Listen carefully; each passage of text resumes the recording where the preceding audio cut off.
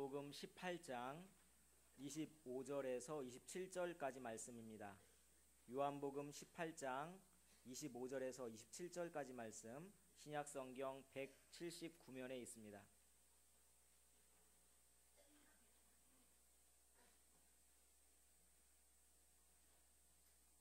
한 절씩 교독하시겠습니다. 시몬 베드로가 서서 불을 쬐더니 사람들이 묻되 너도 그 제자 중 하나가 아니냐? 베드로가 부인하여 이르되 나는 아니라 하니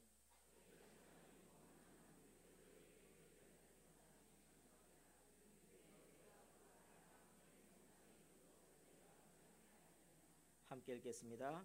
이에 베드로가 또 부인하니 곧 닭이 울더라. 아멘. 할렐루야. 오늘 하나님 앞에 예배드리러 나온 여러분 모두에게 하나님께서 성찬을 통하여서 큰 은혜를 부어주시기를 주님의 이름으로 축원합니다. 오늘은 예수님이 십자가를 지시기 위해서 예루살렘 성으로 입성하신 날입니다. 그림에 나오는 것처럼 예수님이 나귀를 타고 입성하시자 모든 백성들이 종려나무 가지를 땅에 깔고 종려나무 가지를 흔들면서 호산나 찬송하며 환영했습니다. 그래서 오늘을 종려주일이다 그렇게 부릅니다. 호산나 찬송했는데 호산나는 우리를 구원해 주시옵소서 뭐 그런 뜻입니다. 그리고 오늘부터 한 주간이 고난주간입니다.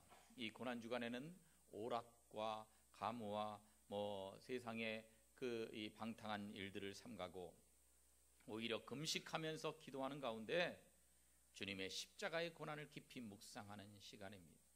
아무쪼록 이 고난주간에 주님의 고난을 내가 묵상할 뿐만 아니라 주님의 고난에 동참하고 주님이 남겨놓으신 나의 고난, 나의 십자가를 지고 주님 뒤를 따라가는 복된 고난주간이 되시기를 바랍니다. 예수님이 친히 세우신 성례가 두 가지가 있습니다. 하나는 세례식이고 또 하나는 성찬식입니다. 그 중에 세례식은 지난주에 거행을 했고 오늘은 성찬 예식을 거행합니다.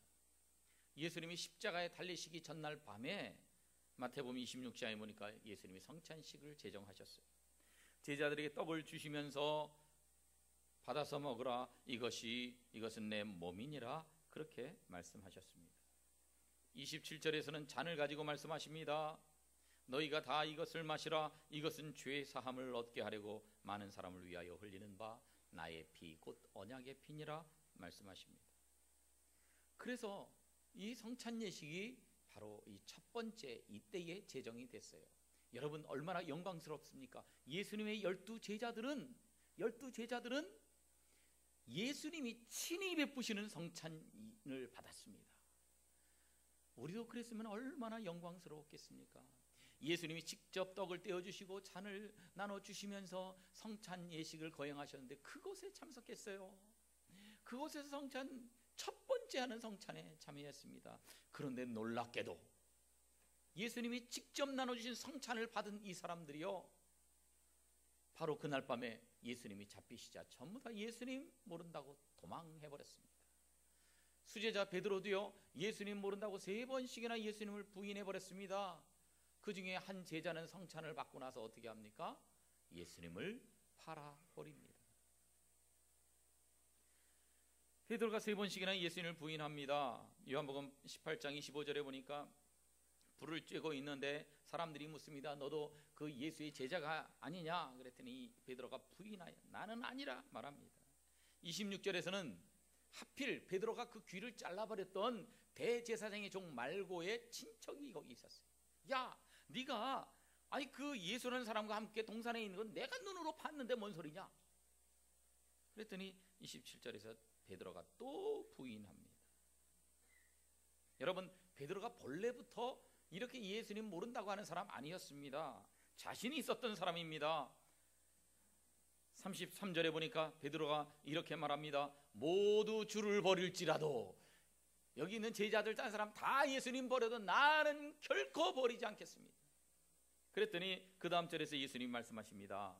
오늘 밤 닭 울기 전에 내가 3번 나를 부인할 것이다 그렇게 말씀하셨어요.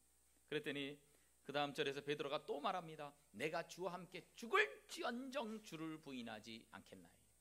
죽을지언정 나 부인하지 않겠습니다. 그랬더니 다른 제자들도요, 모든 제자들도 그와 같이 말했더니 우리도 죽을지언정 주님 부인하지 않겠습니다. 이렇게 함께 말했던 제자들은 도망갔어요. 호언장담했던 베드로는 예수님이 잡히시자 자기도 잡힐까 봐서 그냥 예수님 모른다고 부인했습니다. 그래서 27절에 베드로가 또 부인하니 곧 닭이 울더라 그랬습니다. 여러분, 예수님과 함께 있을 때에는 거짓말로 그런 거 아니었습니다. 진심입니다. 예수님 부인하지 않겠다고 그런 마음으로 얘기했습니다. 그때는 분위기 좋았습니다. 그때는 그럴 마음이었습니다. 그런데 막상 예수님이 잡히시고 그리고 자기들도 위험에 처하게 되자 그때서는 실전에서는 약속했던 말을 실천에 옮기지 못합니다. 아무리 연습할 때 잘해도요, 실전을 망치면 소용이 없거든요. 찬양대가요, 저 찬양대 연습실에서 야식하지 연습할 때 기가 막히게 잘했는데 여기 와서 개 죽을 썼다 그러면요, 그 위에서 잘한 거 아무도 몰라요. 실전에 잘해야 돼요. 공부하는 학생이요, 모의고사에서 아무리 성적 좋아도 소용없습니다. 수학 능력 시험에서 막 엉망진창으로 봐버리면요, 대학 못 가는 거예요. 그 미국의 그 계주 선수들이 원래 잘해요. 잘하는데 이상하게도 올림픽 결승전에만 가면 그러면 바톤 터치에서 문제가 생겨가지고 실격을 당해요. 평소에 아무리 잘해도 소용없습니다. 실전에 잘해야 돼요. 실전에. 우리도 그렇습니다. 우리도 이론적으로 잘 무장하는 것도 좋지만 실전에 강한 사람이 되어야 됩니다. 교회 안에서는 잘해도 교회 안에서 신앙생활 잘하는 것만 가지고는 안 됩니다. 세상에 나가서 실전에서 잘해야 돼요. 그렇게 호언장담했던 베드로가 왜 예수님 부인하고 이와 같이 넘어져 버렸습니까? 이것을 살펴보면서 우리는 어떻게 하면 실전에 강한 사람이 될 수 있는가를 두 가지만 생각해 보겠습니다. 첫째, 실전에 강한 사람이 되려면 기도해야 합니다. 따라합시다. 기도해야 한다. 그래야 강한 사람이 되는 겁니다. 예수님이 겟세마네 동산에서 기도하십니다. 이마에 땀방울이 핏방울이 되도록 그렇게 열심히 기도하십니다. 그러면서 제자들에게 말씀하십니다. 너희도 깨워서 기도해라, 기도해라. 그런데도 제자는 잠만 잤습니다. 그러다 보니까 도망갔고, 그러다 보니까 예수님 부인하게 된 거예요. 따라하겠습니다. 기도하지 않으면 시험에 든다. 우리가 세상에 나가서 왜 죄짓고 왜 시험에 듭니까? 기도하지 않아서 그래요. 예수님이 41절에서 그렇게 말씀하십니다. 시험에 들지 않게 깨어 기도하라. 뒤집어서 말하면 기도하지 않으면 시험에 든다는 거예요. 마음에는 원이로되 육신이 약하도다. 마음에는 너희가 기도하고 싶지만 육신이 약해서 못하고 있구나. 여러분, 우리도 그런지 몰라요. 우리도 이 고난주간에 베드로처럼 실패하지 않으려면 기도해야 됩니다. 그런데 기도하는 게 과연 쉽지는 않습니다. 평소에 새벽기도 안 하시던 분들이 새벽기도 나오려면 그거 쉬운 게 아니에요. 마음에는 원이로되 육신이 약해서 못하는 분들도 있습니다. 그런데 여러분, 이번 고난주간 특별 새벽기도 때는 힘들어도 나와서 기도하십시다. 시험 들지 않으면 기도해야 됩니다. 주님께서 기도하는 자의 손을 붙들어 주십니다. 기도하는 자의 기도를 응답해 주실 줄로 믿습니다. 힘들어도요, 새벽에 나오는 게 힘들어도 나와야 돼요. 예수님은 우리를 위해서 신문을 당하셨습니다. 우리를 위해 조롱을 당하시고 얼굴에 침뱉음을 당하셨습니다. 예수님은 온갖 고난을 다 당하셨습니다. 그 무거운 십자가를 등에 지고 골고다 언덕까지 친히 올라가셨습니다. 머리에는 그 따가운 가시 면류관을 쓰시고 채찍에 맞으시면서 온통 피투성이가 되셨습니다. 십자가에서 두 손에 못을 박히시고 두 발에 못을 박히시면서 모든 피를 다 흘려주시기까지 우리를 위해 이렇게 고난을 당하시지 않았습니까? 주님께서는 나를 위해서 이렇게 고난을 당하셨는데 이 고난주간에 내가 주님 위해서 새벽에 일어나 기도하는 것조차 못한다면 우리가 주님의 그 고난을 별 낯이 있겠습니까? 그런데 더구나 기도하는 것은 우리 자신을 위한 일입니다. 기도하는 거 하나님 위해서 우리가 해드리는 거 아닙니다. 우리 자신을 위해서 하는 거예요. 기도해야 내가 시험에 들지 않습니다. 기도해야 내 영이 강해집니다. 기도할 때 문제가 해결됩니다. 기도할 때 예비하신 축복을 주님이 주십니다. 기도하는 것은 나 자신을 위한 거예요.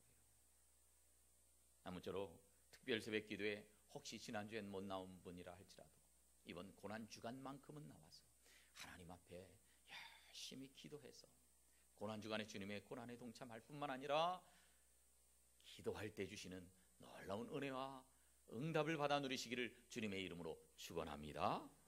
또 실전에 강하려면 성령 충만을 받아야 합니다. 실전에 강하려면 따라합시다. 성령 충만을 받아야 한다. 성령 충만 받아야 돼. 충만 받아야 돼. 성령 충만 그러다 보면 생각나는 애가 있어요. 충만이라고 하는 애가 있어요. 한용대 장로님, 강미숙 권사님 손자입니다.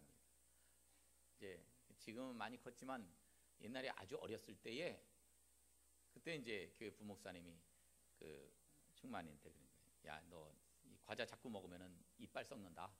과자 자꾸 먹으면 몸에 나쁘다. 그냥 이거 먹지 말아라. 이거 먹으면 안 돼. 설명을 해줍니다. 그리고 나서 연습하자. 그리고 손에 과자 없이 충만아 과자 먹어라. 안 먹어요. 아무것도 없어요. 야, 과자 먹어라. 안 먹어요.